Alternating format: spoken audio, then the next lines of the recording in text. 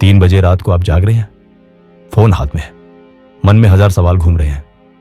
कल का इंटरव्यू, परसों की बात, अगले महीने का EMI, उस दोस्त का मैसेज जिसने रिप्लाई नहीं किया, और आप सोच रहे हैं। यही है ओवर थिंकिंग। और ये सिर्फ आपके साथ नहीं हो रहा, पूरी दुनिया इससे जूझ रही है। अमेरिका में इसे एंजाइटी कहते हैं, यहां हम कहते हैं दिमाग शांत नहीं है। लेकिन आज मैं आपको बताऊंगा, 5000 साल पहले कुरुक्षेत्र के युद्ध भूमि में कृष्ण ने अर्जुन को एक वाक्य कहा था, सिर्फ एक वाक्य, जो 60 सेकंड में ओवर थिंकिंग को रोक सकता है। आप तैयार हैं? महाभारत की शुरुआत एक पैनिक अटैक से होती है। हां, आपने सही सुना। भगवत गीता का पहला अध्याय एक योद्धा की मेंटल ब्रेकडाउन की कहानी है। अर्जुन, महाभारत का सबसे बड़ा धनुर्धर, वो इंसान जिसके पास सारी स्किल्स थीं, सारी ट्रेनिंग थी, सारी शक्ति थी, वो युद्ध के मैदान में खड़ा है और अचानक उसका दिमाग फ्रीज हो जाता है। वो कृष्ण से कहता है, मेरे हाथ कांप रहे हैं, मुंह सूख रहा है, शरीर थरथर कांप रहा है, मुझे कुछ समझ नहीं आ रहा। क्या यह फेमिलियर लगता है? जब आपको प्रेजेंटेशन देनी हो, जब किसी से बात करनी हो, जब कोई बड़ा डिसीजन लेना हो, और आपका दिमाग बस सोचता रहे। अर्जुन ओवरथिंक कर रहा था। अगर मैं लड़ूंगा तो मेरे गुरु मर जाएंगे, अगर नहीं लड़ूंगा तो मेरे भाई मर जाएंगे। क्या सही है, क्या गलत है, मैं क्या करूं? आज हम भी यही करते हैं। क्या मैं सही जॉब चुन रहा हूं? क्या मैं सही पार्टनर के साथ हूं? क्या लोग मेरे बारे में क्या सोचेंगे? क्या मैं फेल हो जाऊंगा? और कृष्ण ने क्या किया? उन्होंने सारी गीता सुनाई, 700 श्लोक, 18 अध्याय। लेकिन ओवर थिंकिंग को रोकने के लिए उन्होंने सिर्फ एक वाक्य कहा, जो गीता के दूसरे अध्याय के 47वें श्लोक में है। कर्मण्येवाधिकारस्ते मां फलेषु कदाचन मां कर्म फलहेतुर्भुर्माते संगोस्त्व कर्मणि। तुम्हारा अधिकार सिर्फ कर्म करने में है, फल में कभी नहीं। कर्म के फल का कारण मत बनो और ना ही कर्म न करने में आसक्त हो।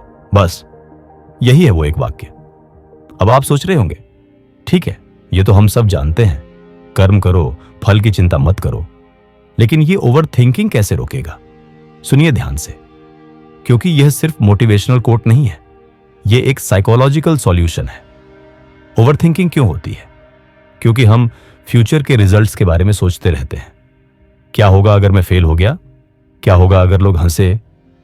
क्या होगा अगर यह काम नहीं हुआ? हम प्रेजेंट में नहीं हैं, हम एक इमेजिनरी फ्यूचर में जी रहे हैं जो अभी एग्जिस्ट भी नहीं करता।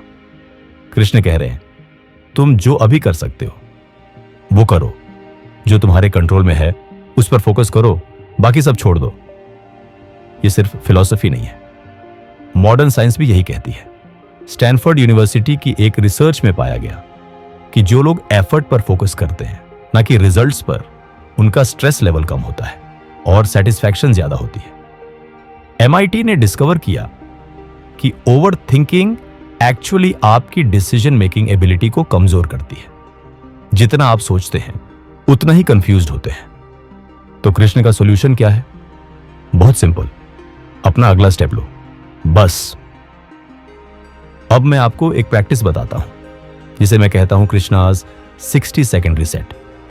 जब भी आपका दिमाग ओवर थिंकिंग में जाए, 3 सवाल पूछिए। 1, अभी इस मोमेंट में मेरा काम क्या है? सिर्फ इस मोमेंट में, अगले घंटे का नहीं, कल का नहीं, अभी का। 2, क्या यह मेरे कंट्रोल में है? अगर हां तो करो, अगर नहीं तो छोड़ दो। 3, मैं जो कर सकता हूं क्या मैं वो पूरी ईमानदारी से कर रहा हूं? अगर हां तो बाकी की चिंता छोड़ दो। बस 60 सेकंड, 3 सवाल, और आपका दिमाग क्लैरिटी में आ जाएगा। एग्जाम्पल लेते हैं, आपको कल इंटरव्यू है, आप रात को सो नहीं पा रहे क्योंकि आप सोच रहे हैं, क्या मैं सिलेक्ट हो जाऊंगा? क्या वो लोग मुझे पसंद करेंगे? क्या मेरा आंसर अच्छा होगा? कृष्णास रीसेट लगाइए। अभी इस मोमेंट में मेरा काम क्या है? सोना, ताकि कल फ्रेश रहूं। क्या ये मेरे कंट्रोल में है? हां, तो क्या मैं पूरी ईमानदारी से सो रहा हूं? नहीं, क्योंकि मैं फ्यूचर के बारे में सोच रहा हूं। तो डिसीजन क्लियर हो गया। फोन रख दो, आंख बंद करो, सो जाओ, बाकी कल देखेंगे। लेकिन फिर सवाल आता है, हम ओवरथिंक क्यों करते हैं? गीता के दूसरे अध्याय के 62वें और 63वें श्लोक में कृष्ण एक चेन बताते हैं, एक साइकोलॉजिकल चेन जो हमें ट्रैप करती है। ध्यायतो विषयान पुंसः संगस्तेषु पजायते, संगात संजायते कामः कामात् क्रोधोपभिजायते। जब इंसान चीजों के बारे में सोचता रहता है तो अटैचमेंट बनती है, अटैचमेंट से डिजायर आती है, डिजायर से एंगर आता है। यह है वो साइकिल। आप कुछ चाहते हैं, जॉब, रिलेशनशिप, सक्सेस, रिस्पेक्ट, फिर आप उसके बारे में सोचने लगते हैं, फिर उसे पाने की चाहत बढ़ती है, फिर अगर नहीं मिलता तो फ्रस्ट्रेशन आता है, और ओवर थिंकिंग एग्जैक्टली यहां से शुरू होती है, अटैचमेंट से। आप अटैच्ड हैं रिजल्ट से। मुझे ये जॉब चाहिए, मुझे ये लाइफ चाहिए, लोग मुझे इस तरह देखें। और जब आप अटैच्ड होते हैं तो कंट्रोल खोना नहीं चाहते, इसलिए आप सोचते रहते हैं कि कैसे कंट्रोल करूं, कैसे मैनेज करूं, क्या करना चाहिए। लेकिन सच ये है, 90% चीजें हमारे कंट्रोल में नहीं है। हम कंट्रोल कर सकते हैं बिना अपनी मेहनत, अपनी ईमानदारी, अपना एफर्ट। बाकी सब यूनिवर्स का काम है। कृष्ण यही कह रहे हैं, मत बनो अटैच्ड रिजल्ट से, करो अपना काम, बाकी मुझ पर छोड़ दो। अब शायद आप कह रहे होंगे, ठीक है, ये सब समझ आता है, लेकिन मेरा दिमाग तो बस चलता रहता है, मैं कैसे रोकूं? गीता के 6ठे अध्याय में अर्जुन खुद यह सवाल पूछता है। वो कहता है, हे कृष्ण, यह मन बहुत चंचल है, इसे रोकना हवा को रोकने जैसा है। और कृष्ण क्या कहते हैं? वो कहते हैं, हां, मन चंचल है, लेकिन अभ्यास और वैराग्य से इसे कंट्रोल किया जा सकता है। अभ्यास यानी प्रैक्टिस, वैराग्य यानी डिटैचमेंट। ये ओवरनाइट नहीं होगा। आप एक बार गीता पढ़ोगे और अगले दिन से ओवर थिंकिंग बंद नहीं हो जाएगी। ये एक प्रैक्टिस है, डेली प्रैक्टिस। रोज सुबह जब उठो तो अपने आप से पूछो, आज मेरा काम क्या है? रोज रात को सोने से पहले पूछो, क्या मैंने अपना काम पूरी ईमानदारी से किया? और धीरे धीरे आप देखोगे कि जो चीजें आपके कंट्रोल में नहीं है, उनके बारे में सोचना कम हो जाएगा।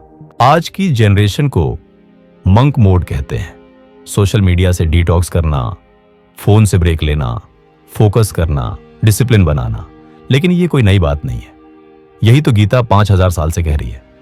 विथड्रॉ करो डिस्ट्रैक्शन से, फोकस करो अपने कर्म पर। जेन जी, जो सबसे एंग्शियस जनरेशन कहलाती है, वो गीता की तरफ वापस आ रही है, क्योंकि मॉडर्न सेल्फ हेल्प बुक्स जो सॉल्यूशंस दे रही हैं वो काम नहीं कर रहे, लेकिन गीता काम कर रही है। क्यों? क्योंकि ये सिर्फ सिम्टम्स को एड्रेस नहीं करती, ये रूट कॉज को एड्रेस करती है। रूट कॉज क्या है? अटैचमेंट, फ्यूचर को कंट्रोल करने की चाहत, रिजल्ट्स पर फोकस, और सॉल्यूशन प्रेजेंट मोमेंट में रहना, एफर्ट पर फोकस करना, रिजल्ट्स को सरेंडर करना। आज आपकी ओवरथिंकिंग ऑफिस में हो रही है, अर्जुन की बैटलफील्ड में हो रही थी, लेकिन सॉल्यूशन सेम है। अब मैं आपसे सबसे इंपॉर्टेंट बात कहता हूं। ओवरथिंकिंग से फ्रीडम का मतलब यह नहीं है कि आप कभी वरी नहीं करोगे। वरी आएगी, डाउट्स आएंगे, फियर आएगा, लेकिन फ्रीडम का मतलब है आप उन वरीज में फंसोगे नहीं, डाउट्स को देखोगे, एक्सेप्ट करोगे और फिर अपना काम करोगे। कृष्ण ने कभी नहीं कहा कि अर्जुन को फियर नहीं होगा। कृष्ण ने कहा, डर है, ठीक है, लेकिन फिर भी अपना धर्म निभाओ, अपना काम करो। यही है असली स्ट्रेंथ। ये नहीं कि आपके दिमाग में नेगेटिव थॉट्स नहीं आएंगे, बल्कि ये कि जब आएंगे तो आप उनसे डिफाइन नहीं होंगे।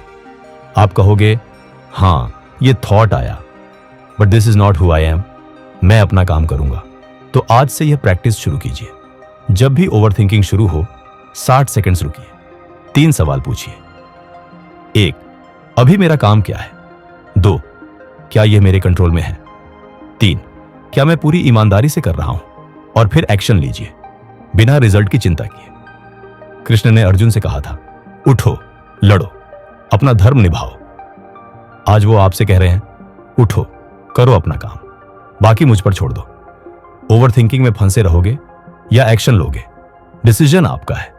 लेकिन याद रखिए, कृष्ण हमेशा आपके साथ है, बस आपको उनकी बात सुननी है। जय श्री कृष्ण। अगर ये वीडियो आपको हेल्पफुल लगा तो लाइक करें और कमेंट में जय श्री कृष्ण लिखें, और सब्सक्राइब करना मत भूलिए, क्योंकि अगले हफ्ते हम बात करेंगे कि कैसे कृष्ण की एक टीचिंग से आप अपना एंगर कंट्रोल कर सकते हैं। मिलते हैं अगले वीडियो में। तब तक ओवरथिंक मत कीजिए, जस्ट डू योर कर्मा। जय श्री कृष्ण।